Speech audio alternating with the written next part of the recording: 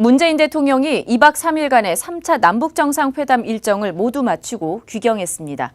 오전에 두 정상은 백두산을 등반하고 오찬을 한 뒤에 삼지연 공항에서 다음을 기약했는데 아마 두 정상의 다음 만남은 김 위원장의 서울 방문이 될 것으로 보입니다. 선업부 박혜미 기자와 이번 회담의 성과와 과제들 자세하게 살펴보도록 하겠습니다. 네, 박 기자. 오늘 두 정상이 백두산을 함께 올랐습니다.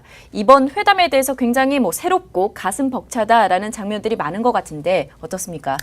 네, 일단 문재인 대통령은 오늘 오전에 김정은 북한 국무위원장과 백두산을 등반하고 오후 3시 30분에 삼지연 공항을 떠나며 2박 3일 일정을 마무리했습니다. 지난 4월 문 대통령이 백두산과 개마고원을 트레킹하고 싶다고 말한 적이 있는데요.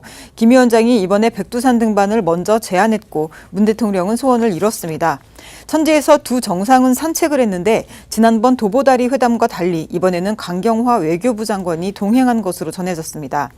문 대통령은 국민들도 백두산을 관광하는 시대가 올 것으로 믿는다며 소감을 전했습니다.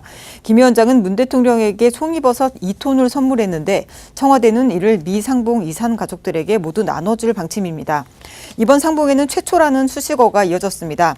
어제 김 위원장의 서울 방문이 합의 내용에 포함됐는데 이뤄진다면 북한 최고 지도자로는 첫 방문이 됩니다. 뿐만 아니라 2차 정상회담이 열린 노동당 청사 본부는 공개 자체가 처음이었고 문 대통령이 평양 능라도 5일 경기장 15만 북한 주민들 앞에서 연설을 한 점도 전례 없는 일이었습니다. 평양길에 동행한 4대 그룹 총수들에 대한 에피소드들도 전해졌는데요. 이번 경제인들의 방북 자체에 이미 남북 경제교류 확대를 위한 포석이 깔려 있다는 분석이 지배적입니다. 그리고 어제죠. 19일 오찬 장소인 옥류관에서 최태원 SK 회장은 자신의 카메라로 이재용 삼성전자 부회장과 구광모 LG 회장, 이재용 소카 대표의 기념사진을 찍어주는 모습이 포착됐습니다.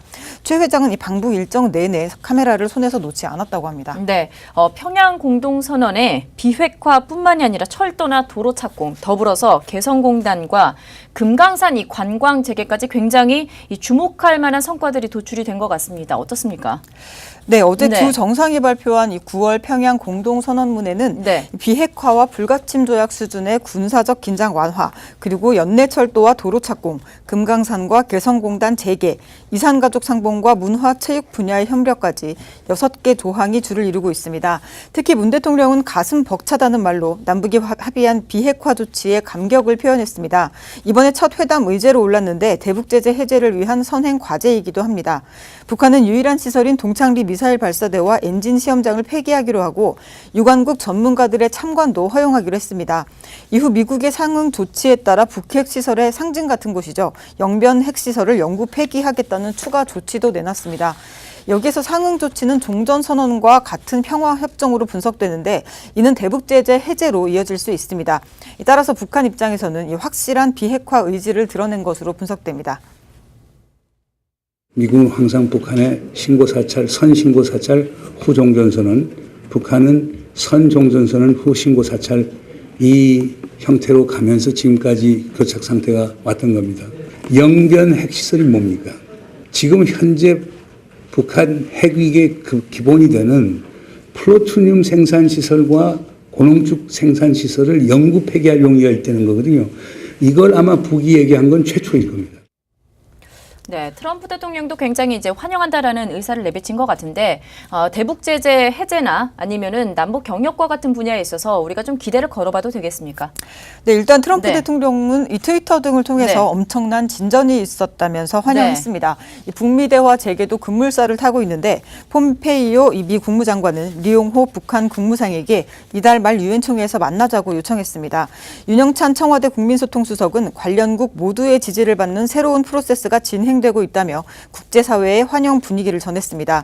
문재인 대통령은 오는 23일 곧장 미국으로 건너가 유엔 총회에 참석하고 25일 트럼프 대통령을 만나 국제사회의 이번 회담 성과와 김 위원장의 메시지를 전할 예정입니다.